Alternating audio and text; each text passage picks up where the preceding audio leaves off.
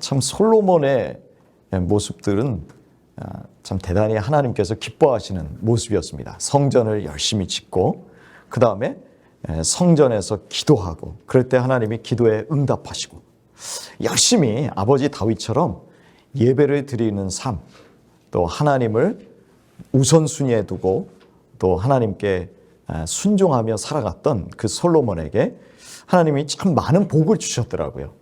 그래서 주변의 여러 나라들보다도 강한 나라가 되게 하셨고 풍성한 나라가 되게 하셨습니다. 그런데 솔로몬이요, 잘 나가기만 했던 게 아닙니다. 솔로몬이 너무나 어떻게 보면 복을 많이 받은 사람이어서 그런지 나중에는요 하나님의 말씀에 불순종합니다. 그런데 역대기에서는 사실 그 내용이 나와 있지 않습니다. 솔로몬이 어떤 죄를 지었습니까? 너무나 많은 아내들이 있었지 않습니까? 그러니까 1000명이나 되는 그런 아내들을 어떻게 보면 다 만족시켜 줄 수가 없는데 그들이 늙은 이제 솔로몬에게 이 신을 섬깁시다. 자기 친정의 신을 섬깁시다. 그러면서 자꾸만 솔로몬을 유혹을 한 거예요. 그래서 하나님만 섬겨야 될 솔로몬이 나중엔 이방 신들을 섬기게 됩니다. 그래서 하나님께서 2번이나 나타나셔서 경고를 하시죠. 근데 말을 안 듣습니다. 그래서 하나님이 뭐라고 하시냐면은 내가 이 나라를 둘로 나누겠다 그럽니다. 근데 솔로몬 생전이 아니라 솔로몬의 아들 때에 가서 나라를 둘로 나누도록 하겠다. 이게 하나님의 생각이었습니다. 자, 하나님의 이런 말씀을 솔로몬이 들었을 때에 정신 번쩍 들어야 되는 거 아닙니까? 회개하고 하나님 잘못했습니다. 제가 이러한 우상 숭배의 잘못을 저질렀는데 하나님 다시는 그러지 않겠습니다. 뭐 그런 장면이 나와야 되잖아요. 근데 솔로몬은 그런 장면이 나오지 않습니다. 그의 아들 르호보암이 왕이 되었을 때에 솔로몬이 죽기 전에 사실은 하나님이 나에게 나타나셔서 이런 경고를 했다. 너는 정신을 차려서 회개해라 라는 말을 했을까요? 안 했을까요? 아버지라면 하지 않았을까요? 유언을 남기면서 너 하나님 앞에 성실하게 살아라. 왜냐하면 솔로몬이요, 그러다가 나중에 회개한 걸로 보입니다. 자기의 잘못에 대해서. 그래서 전도서에서도 보면 그가 말년에 자기 자신의 어떤 과오들을 회개하고 다시 하나님께 돌이킨 것이 아닌가라는 생각이 들어요. 그렇다면 자기 아들의 르호보암이라는 자기 아들이 왕이 되기 전에 부지런히 그 르호보암에게 하나님을 섬기라고 해야 되고 또 하나님이 그렇게 경고하셨다라는 이야기를 들려줘야 맞지 않겠는가. 그런데 오늘 이 르호보암이 왕이 되고 나서 어디로 가느냐 하면 세겜으로 가게 됩니다. 이유는 뭐냐면 그곳에서 이스라엘 백성이 기름을 붓기 위해서 세겜으로 간 것이죠. 자, 그런데 왜 세겜입니까? 라는 생각이 드는 거예요. 하나님이 택하신 예루살렘 성이 있잖아요. 거기엔 또 하나님께서 당신의 이름을 두시려고 성전도 지었습니다.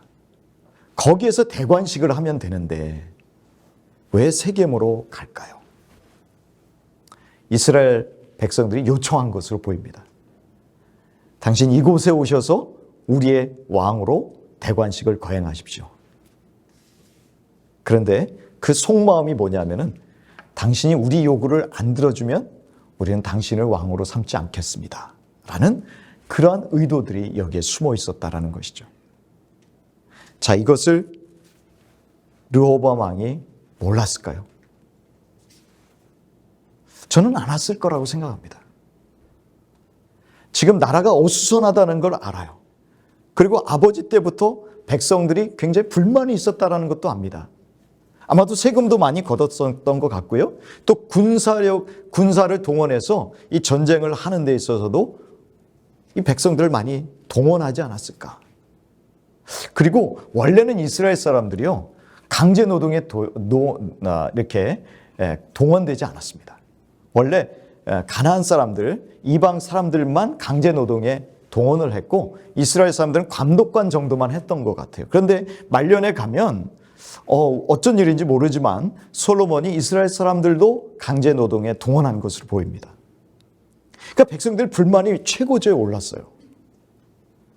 그렇다면 솔로몬은 이것을 분명히 아들에게 이야기했을 것이고 또 아들 르호보암은 그러한 분위기를 알았을 것입니다. 그래서 백성들은 흔쾌히 예루살렘에 와서 다윗이나 솔로몬처럼 그에게 기름을 부어서 왕을 세우고자 하지 않은 것입니다. 세겜으로 와서 우리의 왕이 되십시오. 왕 보고 행차하라는 거죠. 그렇다면 생각해야 되는 것이죠. 지금 나라가 둘로 갈려질 위기다. 이미 하나님이 그 말씀을 하셨다. 아버지를 통해서 경고하셨다. 그럼 나는 어떻게 해야 될까? 예루살렘이라는 곳에 와서 나를 대관식, 왕의 대관식 기름을 붓고 왕으로 세우는 대관식이 아니라 어떻게 보면 자기 홈그라운드가 아니잖아, 예루살렘은. 자기가 어웨이 경기를 가야 되는 거예요.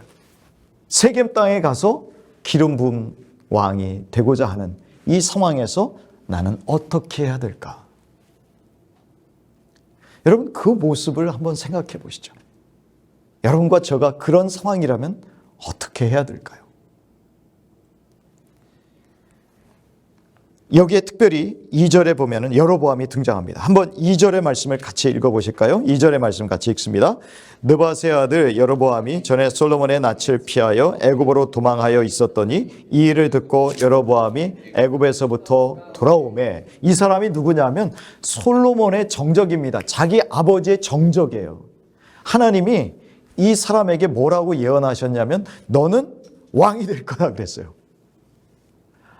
그러면 이 사람이 르호보암에게서도 가장 위험한 인물 아닙니까? 그 사람을 대표로 해서 이스라엘 사람들이 르호보암 왕에게 나온 거예요.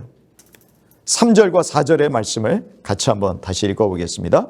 무리가 사람을 보내어 그를 불렀더라. 여로보암과 온 이스라엘이 와서 르호보암에게 말하여 이르되 왕의 아버지께서 우리의 멍에를 무겁게 하였으나 왕은 이제 왕의 아버지께서 우리에게 시킨 고역과 매운 무거운 멍에를 가볍게 하소서. 그리하시면 우리가 왕을 섬기겠나이다. 르호보암이라는 사람이 르호보암 왕이 이들의 말을 지금 듣고 있습니다. 근데 누구를 통해서 듣고 있느냐 하면은 여로보암이라는 사람과 그 대표들이겠죠. 근데 여로보암은 하나님께서 이스라엘의 반쪽짜리 왕이 되겠다라고 하신 사람이라는 것이죠. 말하자면 반역자입니다. 위험분자입니다. 이런 사람이 딱 백성들의 대표로 와서 왕이시여 우리의 짐을 가볍게 해주십시오. 그러면 우리가 왕을 섬기겠습니다. 아니면 그 다음은 뭡니까? 우리는 당신을 배반하겠습니다. 이 얘기입니다. 르호보암 왕이 5절에 뭐라고 되어 있냐면은 3일 후에 와라. 그러면 내가 대답해 주겠다라는 것입니다. 저는요, 이 당면한 문제에 있어서 르호보암이 지혜가 있다면 저는 베이직으로 돌아가야 된다고 생각합니다. 모든 어려움이 있을 때 우리가 살아가면서 직장에서도 어려움이 있고 가정에서도 어려움이 있잖아요. 그런데 이 어려움을 해결할 수 있는 것은요, 기본으로 돌아가면 돼요. 기본에서부터 생각하면 됩니다. 르호보암이 기본에서 생각해야 되는 게 무엇이냐면 왕은 도대체 뭐 하는 사람이냐라는 것이죠. 특별히 세상 속에서의 왕은 다스리는 사람이고 사람들을 강제로 징용도 할 수 있고 세금도 받게 할 수 있는 그 막강한 파워를 가진 사람입니다. 사람을 죽일 수도 있는 사람입니다. 하지만 이스라엘의 왕은 도대체 누구냐라는 거죠. 하나님이 택하신 백성의 왕은 도대체 누구냐? 나는 도대체 뭐 하는 사람이지? 내가 왜 이 자리에 있지? 이거를 처음부터 한번 생각해 보는 거죠. 우리 베이직으로 돌아가는 거예요. 저는 이 왕이 이스라엘 백성에게 있어서는 독특한 위치에 있는 사람이라고 봅니다. 한번 그 말씀을 한번 같이 보실까요? 어디를 보시냐면요, 역대상을 한번 같이 살펴보도록 하겠습니다. 역대상 11장 2절의 말씀을 우리 같이 한번 읽어보도록 하겠습니다.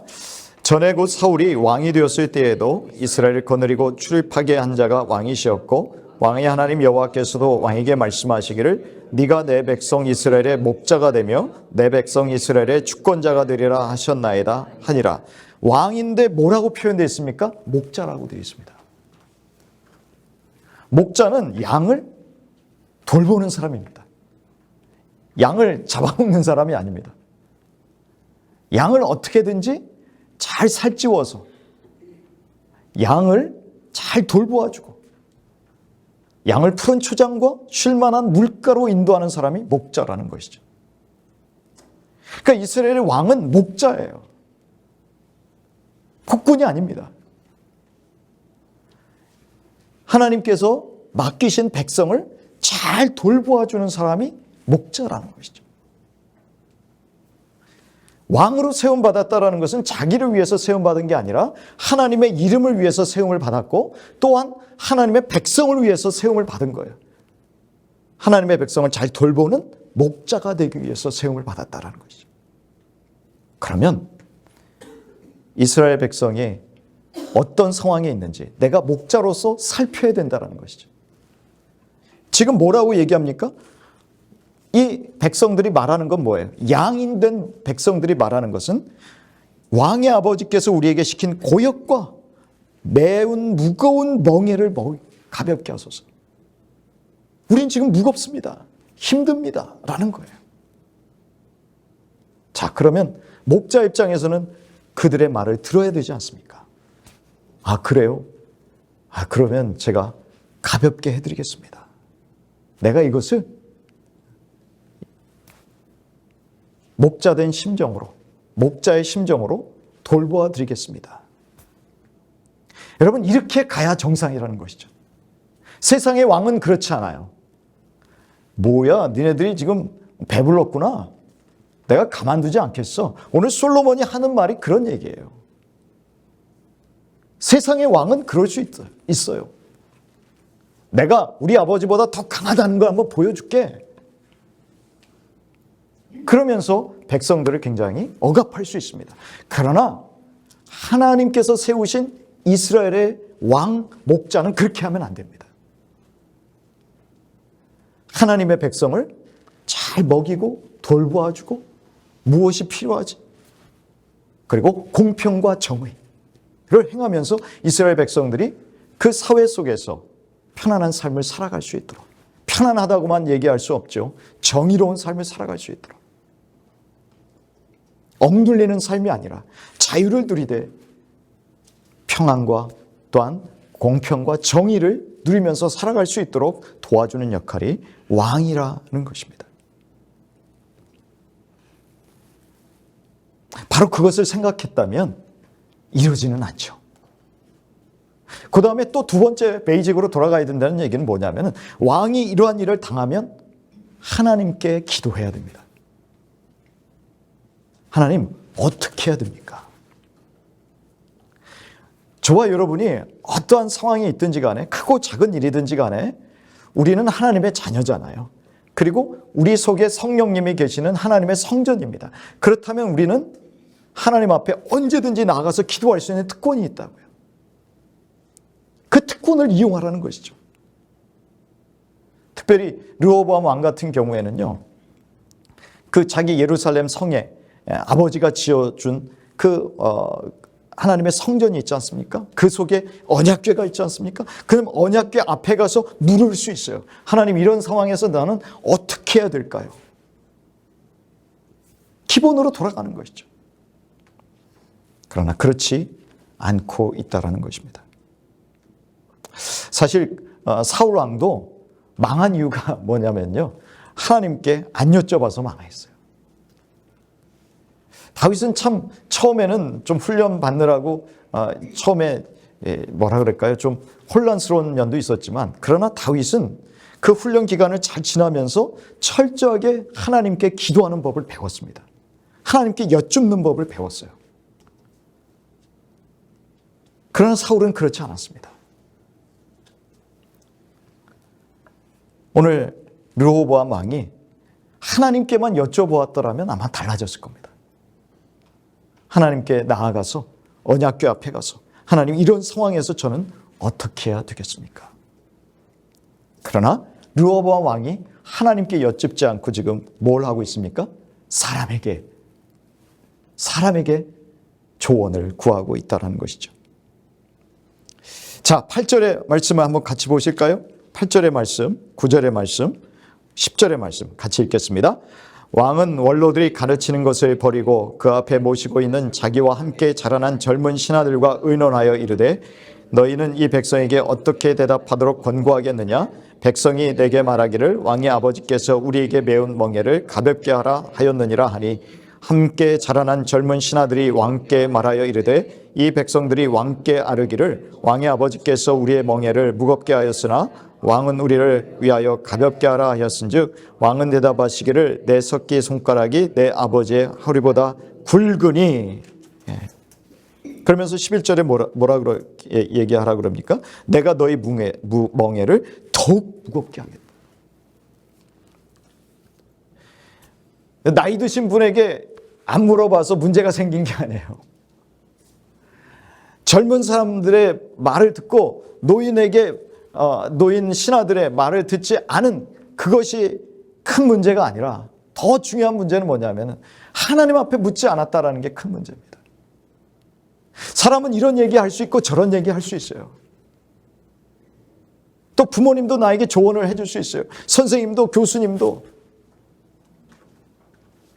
나에게 여러 가지 좋은 이야기들을 해줄 수 있습니다. 그러나 가장 나를 잘 아시고 나에게 베스트의 어드바이스를 줄 수 있는 분은 누구십니까? 하나님이시라는 거죠. 저는 제가 이제 엉뚱한 상상이지만 하나님 앞에 이걸 갖고 나갔으면 아마 하나님이 되게 곤란하셨을 거예요. 아, 얘가 왜 이러지? 원래 이 나라가 둘로 나눠줘야 되는데 하나님 어떻게 해야 될까요? 이거 자칫하면 나라가 둘로 쪼개질 상황입니다. 백성들은 지금 마음이 막 불편한 상황에 있고 무겁다고 아우성치고 있습니다. 어떻게 해야 될까요? 그러면 하나님께서 선한 길을 내주시겠죠. 하나님께서 가장 좋은 길을 내주시겠죠. 아마도 이 노인 신하들이 했었던 것과 같이 너희 백성들을 잘 살펴서 편안하게 해줘라. 무겁게 솔로몬 시대 때는 너무나 많은 일들을 통해서 무거운 삶을 살았으니까 이제 좀 가볍게 해줘라 라고 하지 않았을까? 저는 그렇게 생각합니다. 그러나 르호보암은 이렇게 기본적인 하나님께 여쭙는 것을 하지 아니하고 사람들에게 찾아가서 물어보고 그리고 자기 원하는 대로 결정을 내어버립니다. 여러분, 그래서 어떻게 됩니까? 백성들이 이 말을 들으니까 내가 당신을 따를 이유가 뭐 있어? 원래 이스라엘 백성들은요, 지파 성향이 강합니다. 그래서 언제든지 나뉘어질 수 있었어요. 그래서 어떻게 됩니까? 10지파가 여로보암을 중심으로 해서 10지파가 반역을 일으키고 떠나가 버립니다. 그리고 르호보암은 그저 유다, 베냐민 그 두 지파와 함께 그 왕국을 계속 이어나가죠. 쪼그라들었어요. 반쪽이 됐어요. 여러분, 이 불행을 또 이러한 비극을 분명히 막을 수 있었지만 그렇게 하지 못했습니다. 왜냐? 자기가 누구인지를 몰랐어요. 그리고 하나님 앞에 기도하지 않았기 때문입니다. 우리가 우리 자신이 누구인지 알면, 우리 자신에 대해서 깊이 성찰할 줄 알면 우리는 함부로 행동하지 않습니다. 여러분, 이런 면에서 우리가 한번 살펴볼 말씀이 있어요. 우리 신약성경으로 같이 가볼까요? 에베소서 6장입니다. 에베소서 6장 1절부터 우리 같이 한번 살펴보겠습니다.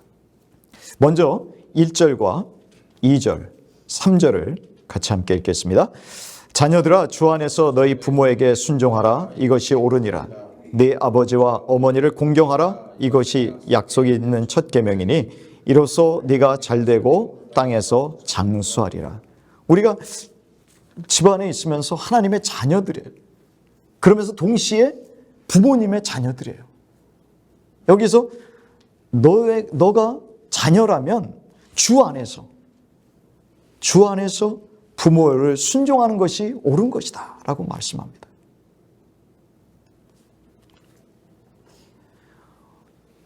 내가 어느 위치에 있느냐, 가정에서는 자녀의 위치에 있는 거 아닙니까? 내가 물론 자녀를 키우는 입장이지만 그러나 나는 또 누군가의 자녀인 것이죠. 그렇다면 내가 누구인가를 알면 오늘도 어떻게 행동해야 될지를 분명히 알 수 있다는 것입니다. 네 아버지와 어머니를 공경하라. 공경하라는 말이 뭡니까? 가볍게 여기지 말라라는 것이죠. 소홀히 여기지 말아라. 이것은 약속이 있는 첫 계명이니, 특별히 이 부모님을 공경하는 이런 것이 얼마나 큰 복이 있느냐면은 네가 잘되고 땅에서 장수하리라.